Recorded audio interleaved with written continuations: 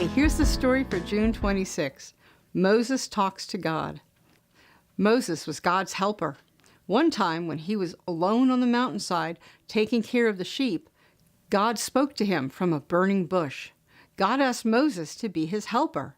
He asked him to lead the chosen people, the Israelites, to the promised land. Moses did as God asked him to do. He called the Israelites together, and now they were upon the long trip to the promised land. Many times Moses needed help in his work as leader of these people. He went to God for help. When his people were hungry and did not know where to get food, Moses asked God to feed them. God sent food.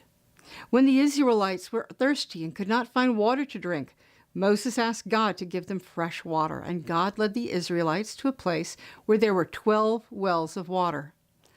One day, God called to Moses. He told him to leave his people and come to the top of a certain mountain. Here God and Moses could be alone and talk together.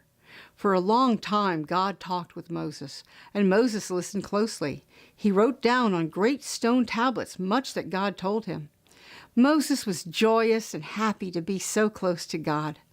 40 days and 40 nights he stayed on the mountaintop.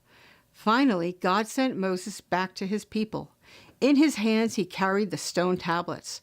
On them were written the precious words from God. The people looked up and saw Moses from afar as he walked toward them. But Moses looked different from the way he had looked when he left to go up the mountain. Now his face shone as though there were a great light behind him. Happily, Moses came to the people. He did not know that his face was shining so brightly. He only knew that he was happy because he had been close to God. The end.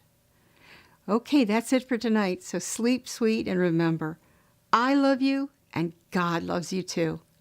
Night, night.